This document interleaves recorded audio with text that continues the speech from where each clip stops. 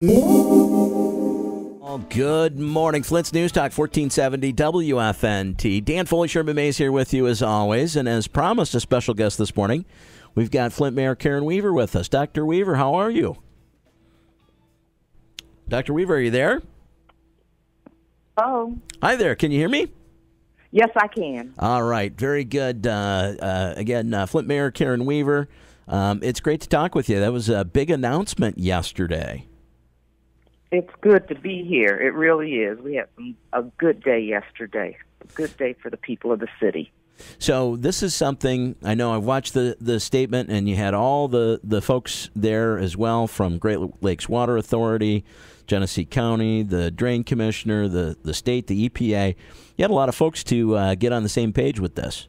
That was a lot of folks to get on the same page, and it took a long time to be able to do that. And that was why one of the things I had always talked about was really wanting to be able to take my time and take our time before any decisions were made. Because one thing we know, Dan, was, and you said it was a lot of moving parts. And to coordinate that and to bring us all together, it wasn't an easy thing to accomplish. No, I can imagine. And it's kind of complicated. It's a pretty complex deal. And basically, it's going to put Flint out of the business of treating water. Exactly. So the study that was done back in February or March, when was that completed? That was that study that suggested it was going to be a couple of years, 2019, before the plant would be ready, and another, what was it, $105 million to get it ready to run? Exactly. And that was a lot. And the other thing that was so great about this deal is we did not want to switch our water source again. Yeah. We really didn't want to do that. It was a huge public health concern. Well, of course, for the citizens. Yeah, and so now we'll focus on the rest of the infrastructure, which is going to be the service lines and the mains and shutting down all these lines that go to nowhere.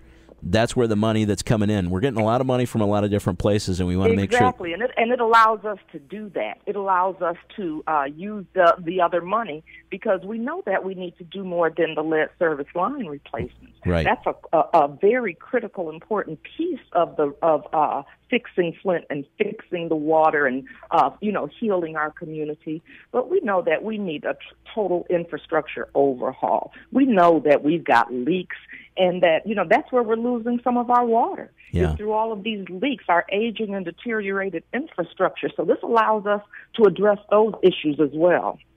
Well, that's and that was one of the things the Baird, I think, from the state brought up too, and that's what the focus would be. How much money altogether do we have? I mean, do you have enough lined up right now to get all of it done?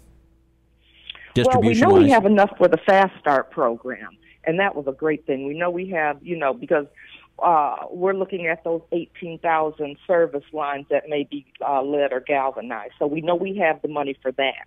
And that's why this was such a great deal for us, because it frees us up from that $7 million a year and having to fix the water plant and allows us more money to do this. And so we're going to be doing some studies to see, okay, how much do we have, where do we get started, and what else do we need to get? Because you've got the money from the state that was appropriated. You've got the settlement. I don't know if you can use that money toward infrastructure spending. Well, you got the EPA money. That was what gave us the money for the rest of the lead service lines, because we knew we didn't have enough. What we had gotten from the federal government was going to be enough for about half of the replacement. So we knew we didn't have enough, and that's why getting that funding from the state for lead service line replacements was so crucial. And so I thank the people that pulled that together. I know it was, the concerned pastors, and I think Melissa Mays was part of that, and some other people were part of that lawsuit and making that happen.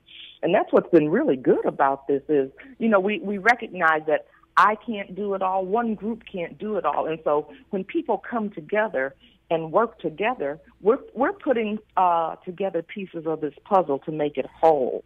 But I'm trying to get a handle on the total, because it seems like there's the EPA has pledged $100 million. I know there was.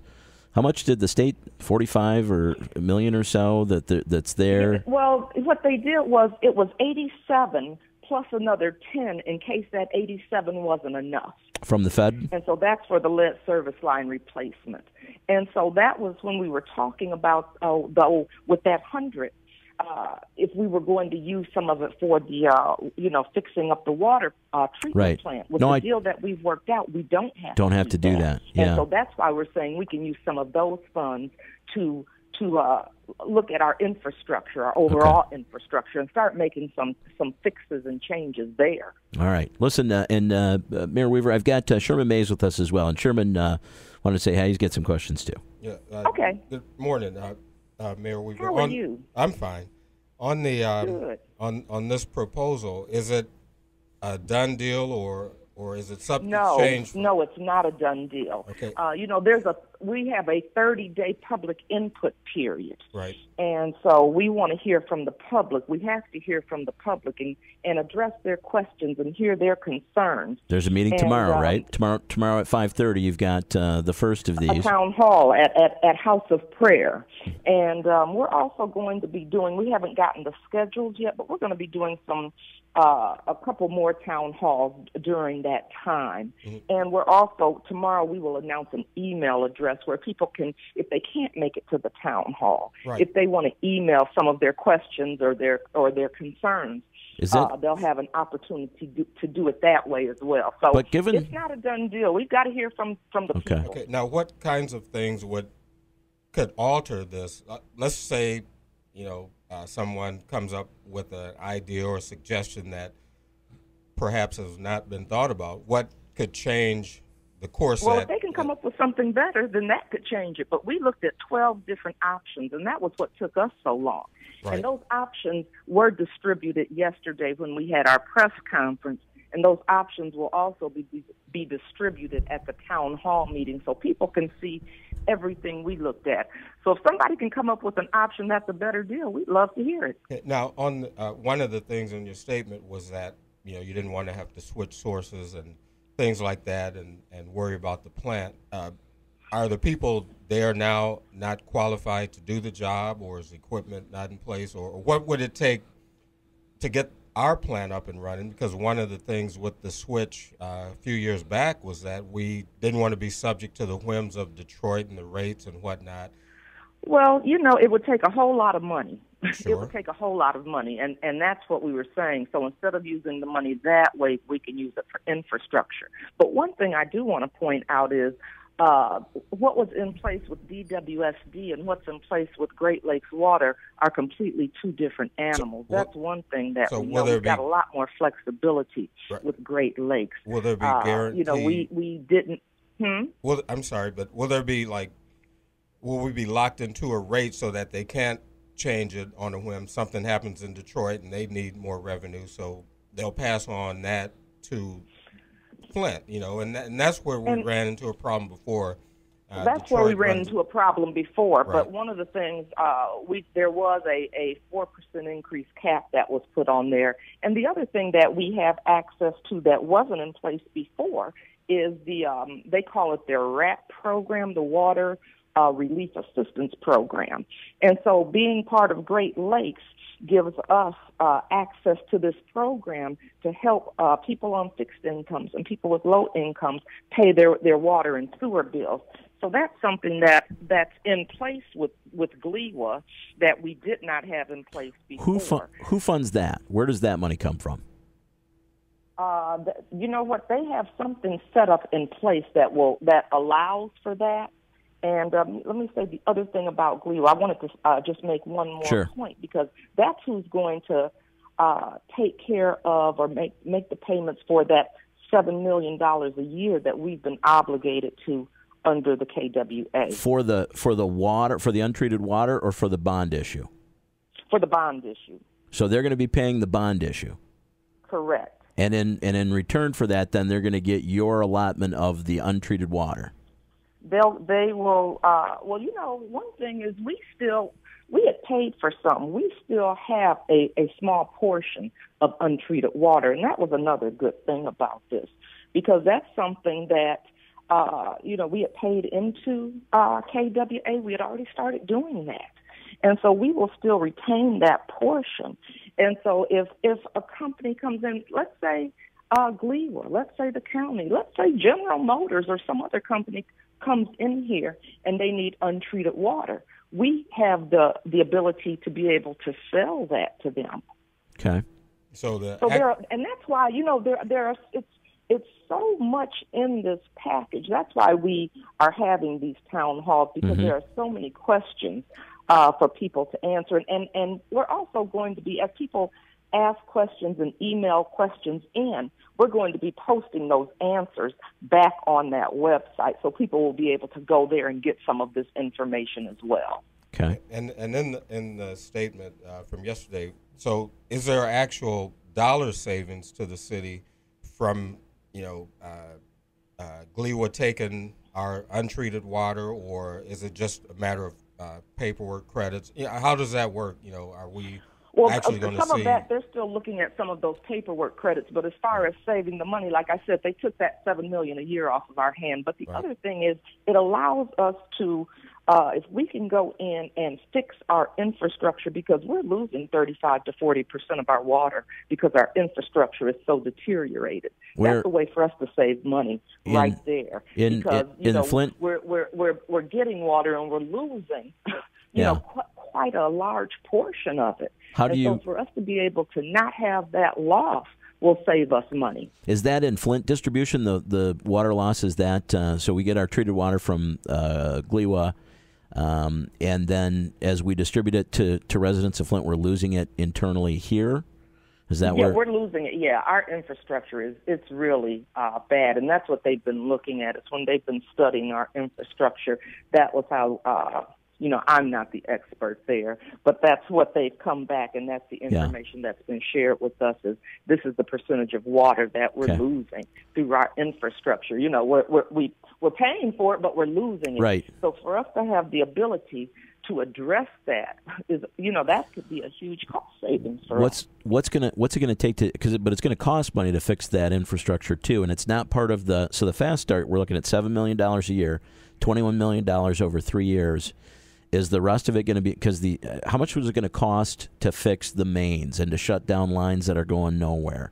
How do you have a figure on that, what that's going to take? I don't have a figure for that right now, but that was why I was saying, the money that we don't use to fix the water plant, that's where we want to put it. We want to put it in our infrastructure. Sure. Because we need to. One of the things we want to do is show people that, and I think we've been showing people that Flint is worth the investment. We're getting our water situation taken care of. We're getting the infrastructure taken care of.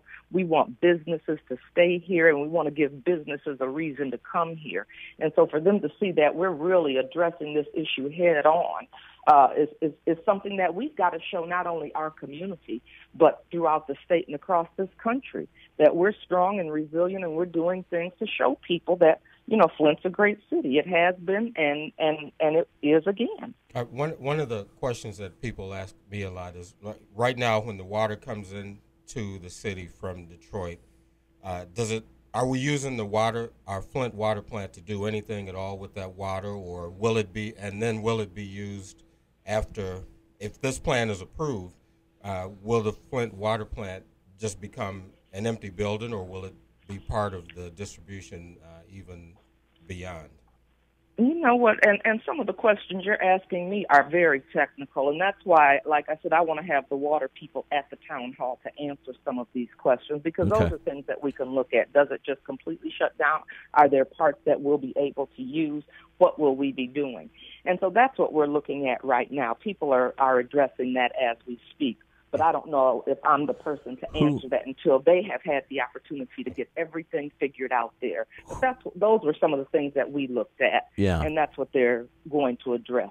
But that's why like I said, we want to hear from the people and see if there's something that somebody may say, well, that's an idea. Yeah. Maybe we can look at that as well. Maybe we can change this piece and say we can do that there. We've got to take all of that into consideration. Who would answer those questions?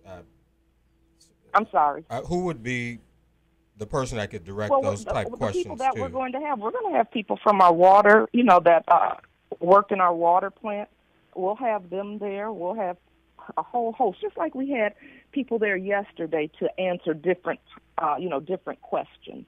We're going to have people from all of those different places to answer the State, detailed questions. And EPA. we'll have people that work in our water plant, our water distribution, wastewater, all of that. They're talking about that. We're going to have people from public health, because public health concerns will come up. We're going to have people from all across, every issue that we think needs to be touched as far as this plan goes at the town hall to address it. And that's why we're also going to have some follow-up town hall. Sure. Because one of the things we know is, somebody's going to ask something where it's like, I don't want to give you a bad answer, but let me get back to you on that. And then we'll shape the next town hall, whether it's a town hall where people come, or whether it's one we've considered doing some things on the radio as well, where we say, okay, we know we need to focus the next one on these sets of questions or these sets of issues or concerns. Is it primarily explaining the deal? I mean, as complicated as this is, and with as many different people involved in it as there are, can you really change the deal based on this input, or are these more opportunities to share with the public what the deal is? Well, I think it's both of those things. It's both of those things because, like I said, we know it's not a done deal. We've got to hear from the people because, like you said, is there something that could change this? Well, we think we've looked at everything. We think we have. We believe that we have done that and that we've done our due diligence in looking at 12 different options that were presented, and we want to share that with people. Was there an option 13 that no one thought about? We'll find out. Exactly. I mean, but what was the best option that continued to go with Flint treating its own water? How would you have paid for that? If we had continued, we didn't think that was the best option. But did you have any funding source? I mean, was there any? Had you? I mean, well, what you will see if you get the handout, it tells you. And I don't have that in front of me. I don't have that level of detail in front of me. Okay. But that's something that we are going to hand out because it says, okay, here's this option. Yeah. Here's what that would cost. Here are all of the different components that it would involve. Okay. So we are giving that information out. And like I said, we handed that information out at the press conference yesterday. But we will be giving that information out at the town hall as well because we want everybody to see everything we looked at. We don't want to keep that information from the people. On the whole, are people going to save money? Is this going to cost less? Will on the whole, are you confident that this will end up saving? Will water rates go down? Will people pay less for their water as a result of this deal? You know what? That's something that we're looking at. One of the things we knew was we weren't going to increase our water rates. But let me say this: we're doing a rate study. And that's something that's going to be looked at over the next 2 months. We're doing the rate study, and that's why I was saying what will help us as far as making sure, if we can have them go down, it's going to be through fixing our infrastructure, and that's what we have to look at. But that information. We said it will probably take a couple of months, and then we'll be able to share that information as well, because that's what we're doing right now is saying, okay, let's do this rate study and see where we are, and let's see what we have with our infrastructure. And what kind of time frame are you looking at, to come up with the final plan? Is that something the EPA or DEQ has said, okay, by this date you need a final after the public input, so on and so forth? What kind of time frame are you looking at? If everything goes, if everything goes forward with what we have proposed, then we're ready to get started. But we know we had to, and it was interesting because we were told that there had to be a 2-week public input period. You could take up to a month, but there had to be at least 2 weeks. And we wanted the public to have more than 2 weeks. We wanted to go with a 30-day public input piece. Knowing what the rates are going to, that's 2 months. I don't know what else to tell you. That's going to be a 2-month study, and we will have the information at that time. Okay. But I'm just saying, for people to weigh in and know whether they support the deal or not, I would think that the cost would end up being a big factor. Well, you know what? We have undone everything the emergency manager put in place. We've gotten out of the KWA. Yeah. We got our pipe back. We got access to a low-income assistance program. Yeah. We've accomplished what was taken from us and what everybody said they wanted to have happen. And it took a lot of hard work, and I'm very proud of the work, and I'm going to put it forward as my recommendation. And I'm not going to let anybody just discount everything we have done at the table and try to turn this into something negative, because this was a great day. Yeah. It was a win for the people, and it was what they wanted to have happen. Well, it certainly, it's creative, and there are a lot of moving parts, and it looks like everybody's on board, which is quite an accomplishment. I can imagine it's quite an accomplishment, and we need to start celebrating accomplishments instead of trying to say, what's wrong with this and what's wrong with that. We need to start celebrating here in the city of Flint. You know, we can't be negative all the time. No, but we got the input meetings. It's not just to explain the deal; it's also for input. So these are just questions that people will have. So, but that's awesome. And that's why I said it's that important that we need to take a month. The public needs that entire month. No, and we want them to have it. Well, we're going to be there. We look forward to seeing that tomorrow, and we look forward to we'll keep an eye out for the schedule and so forth, and we'll keep our folks. Right, and thank you for helping us keep this information out there. That's what we have to do. We want people to know what's going on and be part of this. Yeah. And so you all have played it. You know, the media plays a huge role in helping get this information out, and so I appreciate you all helping with that. Well, we're glad to do it, and we appreciate you taking the time to share with us and answer questions, and it's good to talk to you. And to be continued. All right. Sounds good.